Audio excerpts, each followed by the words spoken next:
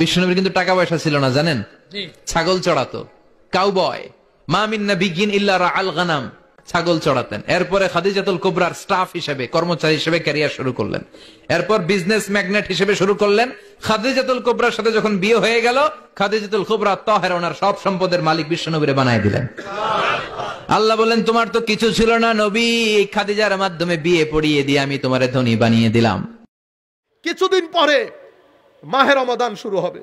আমাদের কিছু ভাই আল্লাযী ইউওয়াসবিসু ফি সুদুরিন নাস মিনাল জিন্নাতে ওয়ান নাস, আপনার ভিতরে সার্বক্ষণিক ওয়াসওয়াসা দেবে, তারাবি নাই, তারাবি নাই, তারাবি নাই। আর কেউ বলবে তারাবি আছে 8 রাকাত, তারাবি আছে 8 রাকাত। আপনি কোনো কথা আল্লাহর ওয়াস্তে শুনিয়েন না, কনসেন্ট্রেট করেন। এই মেজবানি চলতেছে আল্লাহর দেওয়া মেজবানি, এই মেজবানির মধ্যে আপনি ভাত পাচ্ছেন কিনা এটা নিয়ে টেনশন করেন। কেউ কারো পথে, কেউ কারো সফরের সঙ্গী হবে না। অসংখ্য মানুষ কবরস্থানে শুয়ে আছে, কেউ কারো সফর সঙ্গী হয় না। আমার ভাই, আজকে যাবেন, কালকে পরশু 2-3 দিন পৃথিবী স্মরণে রাখবে। এরপরে মা ছেলেকে স্মরণে রাখে না, ছেলে মাকে স্মরণে রাখে না। আজীব দুনিয়া, যার যার সফরের মধ্যে আমরা একা। সুতরাং মানুষ নিয়ে না, নিজের দিকে নিজে খেয়াল করেন। রয়ে গেল আল্লাহ। আমার আল্লাহ অনেক দয়ালু। আপনি ইচ্ছে করলে 1 সপ্তাহের মধ্যে আল্লাহর সাথে কানেক্টেড হতে পারবেন। আমার ভাইরা, কাতারে সন্তান থাকে, মা নবীনগরে, কিচেনের মধ্যে মা কাজ করতেছে। কাতারের মধ্যে ছেলে অ্যাক্সিডেন্ট করে সাকারাতুল মউতের মধ্যে, মা কিচেন থেকে বের হয়ে রাস্তার মধ্যে দৌড়ানি দিছে, আয় হায় হায়, আমার কি হয়ে গেছে, কি হয়ে গেছে, দেখো তো আমার ছেলেগুলা ঠিক আছে কিনা, দেখো আমার ছেলে ঠিক আছে কিনা। কাটা মুরগির মতো করে মা। আপনি বলতে পারেন কিভাবে এটা সম্ভব হয়েছে?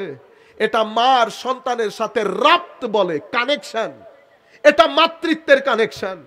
যেভাবে মার সন্তানের মাঝখানে মাতৃত্বের কানেকশন থাকে, ঠিক সেভাবে আল্লাহ এবং বান্দার মাঝখানে উবুদিয়্যতের কানেকশন থাকে। কিন্তু কানেকশন লস হয়ে গেছে। কেন? আমার আল্লাহ কানেকশন করার জন্য আমাকে যেই ইন্দ্রিয়গুলা দান করেছেন, হ্যাঁ, মুখ, চোখ, কান, সেই জায়গাগুলো আমরা সেভাবে ইউজ করতে পারছি না। আপনি যদি চান আল্লাহর সাথে কানেক্টেড হতে, চোখের ব্যবহারের মধ্যে পরিবর্তন আনেন। কেন? কারণ আমরা তো বিভিন্ন জায়গায় যাই, মানুষের ঢং রং দেখলে তো বুঝতে পারি। এলম যার ভিতরে, মাদ্রাসার মধ্যে এরা যারা পড়ে জিজ্ঞেস করেন, এলমে নাহু, হেদায়েতুন নাহু ক্লাস 9 এর মধ্যে পড়ায়। এই কিতাব যেই ব্যক্তির বুঝে এসেছে, পিঠে হাত দেওয়া যায়? হ্যাঁ, উনি কি জানেন? এই ওয়াজের মধ্যে আমাদের ছেলেরা বলে না, এই কিছুদিন আগে একটা ওয়াজ শুনতেছি, আসেনি কোনো মায়ের ছেলে আমার সামনে 2 লাইন ইবারত পড়তে পারবে। এগুলা কি? এগুলা ভিতরের গ্যাস্ট্রিকের গ্যাস বাইরেতেছে। এটা অহংকারের গ্যাস বেটা, এটা অহংকারের গ্যাস। আমার নবী বলছে, যার ভিতরে অহংকার আছে তার দোয়া কবুল হবে না, তার দোয়া কবুল হবে না। যেই ব্যক্তি মা বাবার সাথে বেয়াদবি করে, তার দোয়া আল্লাহর দরবারে কবুল হবে না। আমাদের ছেলেরা তো এখন কালচার করে ফেলেছে, বাবার তো 2 পয়সার কোনো দামও নাই, বাবার 2 পয়সার কোনো দামও নাই, বড়দের কোনো দাম নাই। আমার নবী বলেছেন, তুমি যদি বড়দেরকে সম্মান না করো, বড়দেরকে নির্দিষ্ট করে দেয় নাই, মুসলমান অমুসলমান করে না, বড়দেরকে মাল্লাম ইউআক্কির আও ইউআজ্জিম আও ইউবাজ্জিল কাবীরানা ফালাইসা মিন্না আও কামা ক্বালা নবী সাল্লাল্লাহু আলাইহি ওয়াসাল্লাম, বড়দেরকে যে সম্মান করে না সে আমার উম্মত না। সেই জায়গার মধ্যে মা বাবার সাথে বেয়াদবি। এর পরবর্তীতে আমার নবী বলছেন, যারা সার্বক্ষণিক মদ পান করে তাদের দোয়া আল্লাহর দরবারে কবুল হবে না। এখন যে কথা বলবো সেটা আমাদের জাতীয় ব্যাধি। আমার নবী বলছেন, যারা পরনিন্দা, পরচর্চা, গীবত করে তাদের দোয়া আল্লাহর দরবারে কবুল হবে না। এখন বলেন, শবে বরাতে আমার দোয়া কবুল হয়েছে কিনা? আমি তো দেখতেছি ম্যাক্সিমাম ব্যাধি আমার ভিতরে আছে। আপনারা এগুলা নিয়ে চিন্তিত হন, বাদ দেন কে কি বলছে না বলছে। কিছুদিন পরে মাহে রমাদান শুরু হবে। আমাদের কিছু ভাই আল্লাযী ইউওয়াসবিসু ফি সুদুরিন নাস মিনাল জিন্নাতে ওয়ান নাস, আপনার ভিতরে সার্বক্ষণিক ওয়াসওয়াসা দেবে, তারাবি নাই, তারাবি নাই, তারাবি নাই। আর কেউ বলবে তারাবি আছে 8 রাকাত, তারাবি আছে 8 রাকাত। আপনি কোনো কথা আল্লাহর ওয়াস্তে শুনিয়েন না, কনসেন্ট্রেট করেন।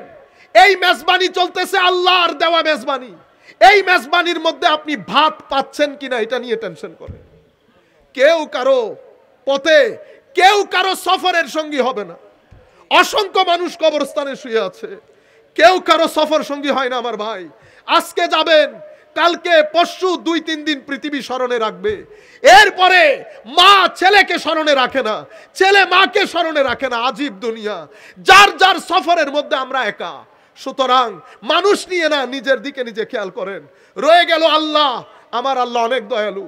আপনি ইচ্ছে করলে 1 সপ্তাহের মধ্যে আল্লাহর সাথে কানেক্টেড হতে পারবেন। আমার ভাইরা, কাতারে সন্তান থাকে, মা নবীনগরে, কিচেনের মধ্যে মা কাজ করতেছে। কাতারের মধ্যে ছেলে অ্যাক্সিডেন্ট করে সাকারাতুল মউতের মধ্যে, মা কিচেন থেকে বের হয়ে রাস্তার মধ্যে দৌড়ানি দিছে, আয় হায় হায়, আমার কি হয়ে গেছে, কি হয়ে গেছে, দেখো তো আমার ছেলেগুলা ঠিক আছে কিনা, দেখো আমার ছেলে ঠিক আছে কিনা। কাটা মুরগির মতো করে মা। আপনি বলতে পারেন কিভাবে এটা সম্ভব হয়েছে? এটা মার সন্তানের সাথে রাপ্ত বলে, কানেকশন। এটা মাতৃত্বের কানেকশন। যেভাবে মার সন্তানের মাঝখানে মাতৃত্বের কানেকশন থাকে, ঠিক সেভাবে আল্লাহ এবং বান্দার মাঝখানে উবুদিয়তের কানেকশন থাকে। কিন্তু কানেকশন লস হয়ে গেছে কেন? আমার আল্লাহ কানেকশন করার জন্য আমাকে যেই ইন্দ্রিয়গুলা দান করেছেন, হ্যাঁ, মুখ, চোখ, কান, সেই জায়গাগুলো আমরা সেভাবে ইউজ করতে পারছি না। আপনি যদি চান আল্লাহর সাথে কানেক্টেড হতে, চোখের ব্যবহারের মধ্যে পরিবর্তন আনেন। যত্র তত্র চোখ ব্যবহার করবেন না, যেখানে সেখানে কান ব্যবহার করবেন না। এখানে ভালো আছে, মন্দ আছে, শ্লীল আছে, অশ্লীল আছে, খের আছে, সার আছে, মঙ্গল আছে, অমঙ্গল আছে। চোখ দিয়ে মঙ্গল দেখেন, কান দিয়ে মঙ্গল শুনেন, জিহ্বা দিয়ে শ্লীলতা বলেন, আর নাক দিয়ে শ্লীলতা নেন, পেটের মধ্যে হালাল দেন। আপনি যখন পজিটিভিটির সাথে, ভালোর সাথে, পৃথিবীর সাথে একটা কানেক্টেড হবে, মুহূর্তের মধ্যে আপনার কানেকশন আপনার রবের সাথে হবে। রবের সাথে যদি কানেকশন হয়, ধরতির মধ্যে এর চেয়ে বড় নিয়ামত আর নাই। কিরকম? আপনি দেখবেন চোখ দিয়ে পানি পড়া শুরু করেছে, ভদ্রতা এসে গেছে, অন্তর দুর্বল হয়ে গেছে, জিকিরের প্রতি মন যাচ্ছে, তিলাওয়াতে কোরআনে আপনি এনজয় করছেন, নামাজের মধ্যে একাকিত্বে নামাজ পড়া আপনার কাছে একটা বড় ভালো লাগার কারণ হয়ে গেছে, একাকিত্বে হাঁটার মধ্যে আপনার আলাদা একটা ভালো লাগা। আপনি কবর দেখলে আগে ভয় করতে, এখন ভয় করে না। আপনার ইচ্ছে করে সসম্মানে যদি যেতে পারতাম। কাশ মাবুদ মাবুদ মাবুদ করতে করতে আপনার ভিতরের জগতের মধ্যে একটা আমূল পরিবর্তন আসবে। তার মানে আপনার সাথে আপনার রবের একটা কানেকশন হয়ে গেছে। আমরা সেই কানেকশন লস করতেছি। সার্বক্ষণিক আমাদের চোখের ব্যবহার, মুখের ব্যবহার। আমি মাদেরকে বলছি, বুকে হাত দিয়ে বলেন, বুকে হাত দিয়ে বলেন, শেষ কোনবার আমরা কোরআনে পাকের তিলাওয়াত করেছি? বলেন তো আমরা সবাই। আল্লাহর কালাম আমার নবীর মাধ্যমে দিয়েছে। কষ্টের সীমা ছিল না আমার নবীর। শীতকালে আমার নবী ঘেমে যেতেন এই কোরআনে পাক দিয়ে। সেই কোরআনে পাক পড়া বন্ধ করে দিয়েছি। কোরআনে পাক বন্ধ করবেন, টেনশন বাড়বে। কোরআনে পাক বন্ধ করবেন, মানসিক হতাশা বাড়বে। কোরআনে পাক বন্ধ করবেন, সমাজের ঘরের মধ্যে অশান্তি বেড়ে যাবে। নামাজ বন্ধ করবেন, ঘরে অশান্তি হবে। নামাজ বন্ধ করবেন, জিকির বন্ধ করবেন, ঘরের মধ্যে অশান্তি হবে। আপনি মনে করছেন নামাজ ছেড়ে দিলে শুধু কবরের মধ্যে অশান্তি? না না না না না। আপনি আমার আল্লাহর হাতে হ্যাঁ না বললে, আল্লাহর নাতে না না বললে দুনিয়া আপনার জন্য জাহান্নামে পরিণত হবে। আমার আখেরি পয়েন্ট, আমার ভাইরা, ধর্মের মধ্যে 3টা গুরুত্বপূর্ণ জিনিস। একটা আকীদা। একটা কি? আকীদা। আকীদা অসম্ভব গুরুত্বপূর্ণ। আকীদার মধ্যে বিন্দু পরিমাণ যদি দোষ থাকে, আর আপনার 1 লাখ গুণ নামাজ থাকে, আপনার নামাজ আল্লাহ গ্রহণ করবে না। আপনি আকীদা বলতে ধরেন আপনি সবকিছু মেনেছেন, একজন সাহাবীকে আপনি গালি দিয়েছেন,